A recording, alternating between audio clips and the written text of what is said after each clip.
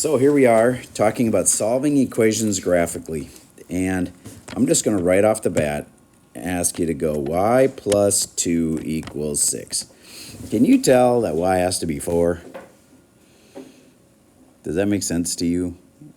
4 plus 2 is 6. Y has to be 4. The answer is y equals 4.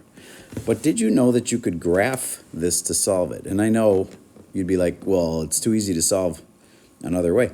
But if you learn how to graph to solve, then you can graph really complicated things. And as long as you have like a calculator, you can graph it. Welcome. Come on in and have a seat. Did you want me to sign something or? What? Oh, I thought you were grabbing something. Okay, forget it. All right, so if you take this equation and you graph, I'm going to change the letter. It could have been any letter. It could have been, M or P or Q. It doesn't matter. But first of all, you change the variable to an X. So everybody do that. Change your variable to an X and write this down. Got to get used to this process. And then if I graph y equals x plus 2 and y equals 6, if you have no clue what those look like, then I'm scared for you for this next unit. But I think most of you would know. This one's got a slope of 1 and a y-intercept of 2. So it goes through like right there. And has a slope of 1, which means up 1 over 1, up 1 over 1. So it looks like that. And then y equals 6 is an equation that goes up here. And it's a straight line across this way. And take a wild guess what the important spot is. It's where they touch, that spot. And take a wild guess where they would touch at 4, because 4 plus 2 is 6. Moral of the story, you can graph even super simple equations, and when you graph the left and you graph the right, and you can see where they cross, and that's the answer. So even really complicated equations, like seriously, I would have a hard time solving this algebraically. But if I know what they look like, y equals this, y equals that, then I can sketch it quick and go, oh, that's just an absolute value that's been shifted left 3. Do you get the absolute values are V-shapes, and I shifted it left 3? And I know that this one is a parabola that's been shifted up 3. So then this is a parabola like this. And now I can solve it by just seeing where they cross. So, graph both sides, see where they cross. That's the key. That's the real big thing for today. Now, you can solve equations other ways. Like if I had two equations, I could set them equal to each other and solve it with algebra. Like I don't have to do this with graphing, but I could break it into 2 parts and split it into 2 equations and say x plus 3 is x squared plus 3, and x plus 3 is the opposite of x squared plus 3. I could do it that way, but man, I gotta solve that. It's kind of a pain in the butt. So, do you get if I just graph y equals this, and I graph y equals that, and I see where they cross? That would be kind of easy, if I could have a good way of graphing. So here's a good way of graphing. Grab your, you're on your iPad already, but go into a website called desmos.com, www.desmos.com.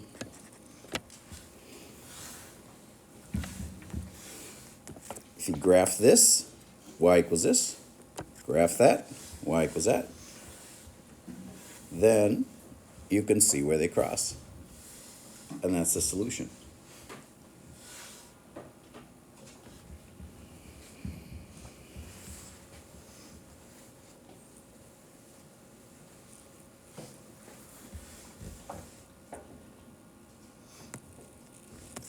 Now, to be able to have this video work for the people at home, I know what, when I type in y equals absolute value of x plus 3, I know what that looks like.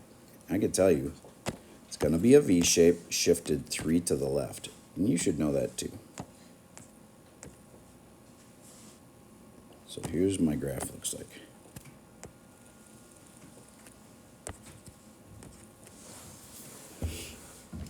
And again, if you type in y equals x squared plus 3 on Desmos, you got to choose graphing calculator if you haven't already done that, of course.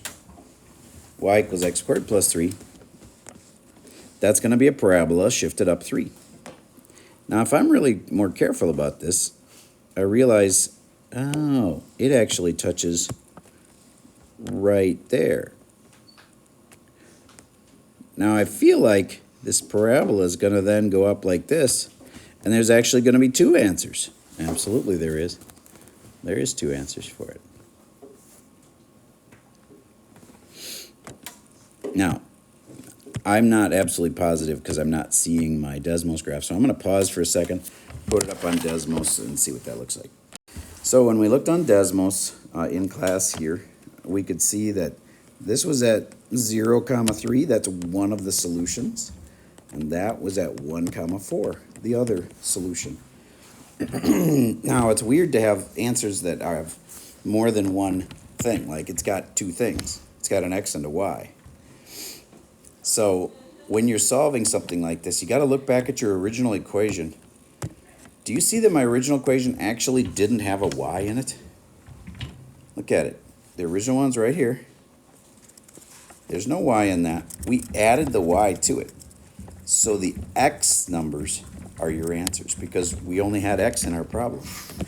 So when we found these 2 spots, the x numbers were the solutions because there was only x in the original problem.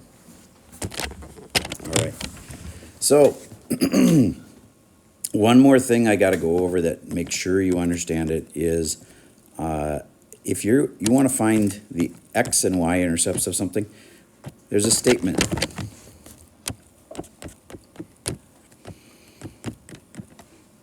And I think I went over it with you, but we'll find out. The x-intercept is where, can somebody fill that in?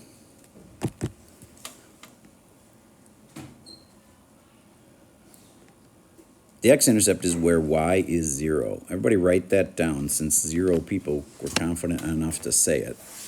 Write it down. The x-intercept is where y equals 0. And the y-intercept, I bet you could do a converse. The x-intercept is where y equals 0. What do you think the y-intercept is?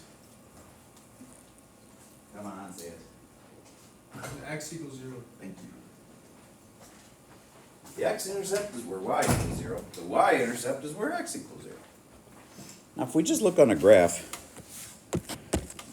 you'd probably all know that is the x-axis and this is the y-axis. So the yellow spot there, that'd be the y-intercept. The black spot right there, that'd be the x-intercept. And at the x-intercept, that spot, whatever it is, the y is 0. So if that's like 2, 0, whatever it is, if it's the x-intercept, the y is going to be 0. And this spot here, whatever that spot is, if it's the y-intercept, the x is 0. So it's 0, something. Feels like 0, 1 to me. All right, so the x-intercept is where, what? I know you guys aren't awake yet, but it'll get over quicker if you just participate. The x-intercept is where what?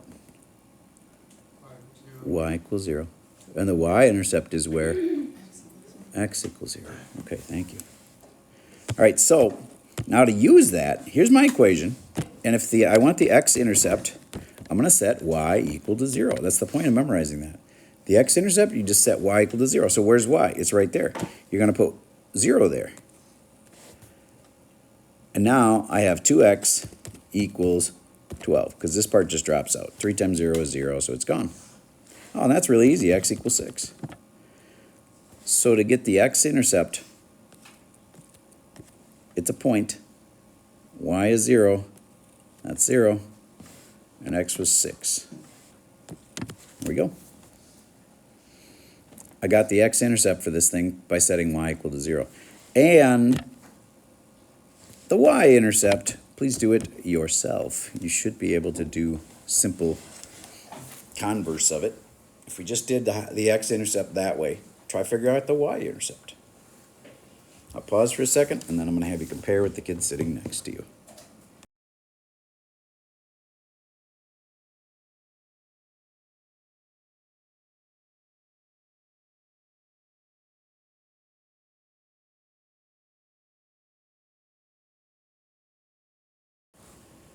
So here's one last challenge for you.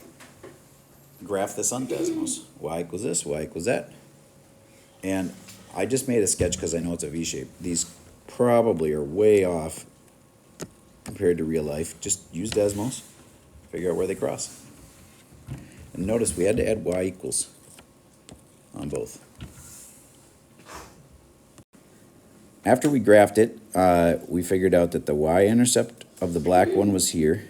The black one does not have an x-intercept because its name is y equals 9.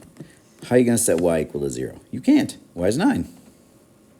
All right, and this blue one was y equals 2x minus 5. It had both an x and a y-intercept. X-intercept's down there. Y-intercept's right there. But where they crossed was the key, and it was right there and right there. Dice of destiny. I gotta call on somebody to tell me those spots where they touched. If you're like, how do I tell where it touched? You just touch that spot on the screen and it should tell you. It's back corner. Did you graph the two? Did you get those graphed? Okay, awesome. Can you please just touch that spot where they cross, and it should pop up its name. Something. Oh, okay. I'll come back to you on a different one.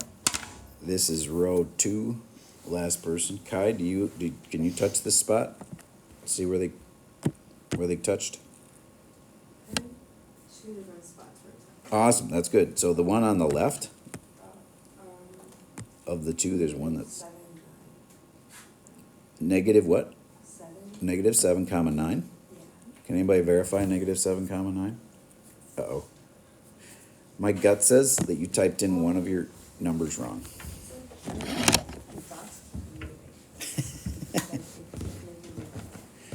Okay, well, would you agree it has to be y equals 9? I mean, look, this line is y equals 9.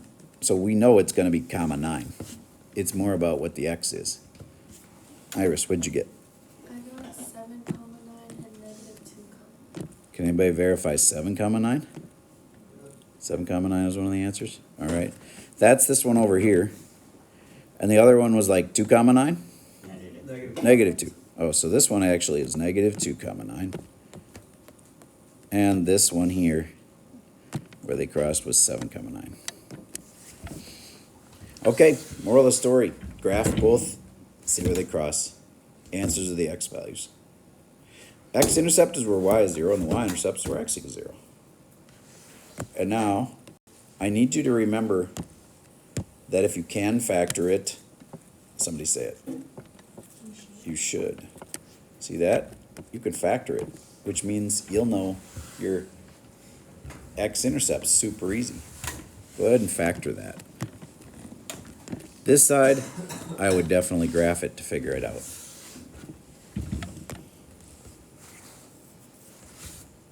Factoring's a big deal. Remember, out of the 20 most important algebra things in here, factoring, number 1. If you don't know how to factor that, by the time we get to our next test and the test after that and the test after that, you're going to bomb those tests over and over. This factoring's huge. X and X.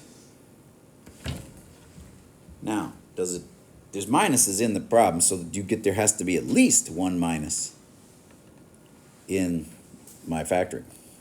Can there be 2 negatives? Nope. Because if I put 2 negatives, this would have become positive. So it cannot be 2 negatives. So then it has to just be 1. I can tell you most of the time, the answer is there's 1 positive and 1 negative. But the way you can tell for sure, look at that number. If that number's negative, there has to be 1 positive and 1 negative.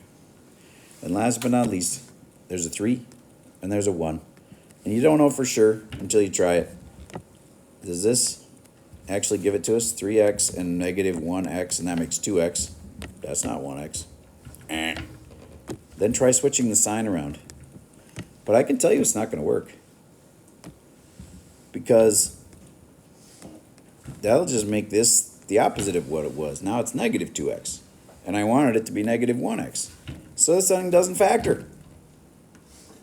So I'm just reminding you, though, you got to know how to factor. If this doesn't factor, that means your answers are weird decimals. And you'd have to graph it. If you had a graphing calculator, all you'd have to do is graph the left side, graph the right side, and see where they cross. All right, so I'm going to encourage you to give that a try with your Desmos and try to graph that one. And then try to graph this one with Desmos. Remember, a square root is on your keyboard. And you got to have a y equals for both of these. And a lot of people get stumped on what the heck y equals x looks like. Look, this is what y equals x looks like. It's just a diagonal line. That's y equals x. So use your Desmos to answer those two questions, and that's all I got for you for today. Just, if you have questions, come on up and ask.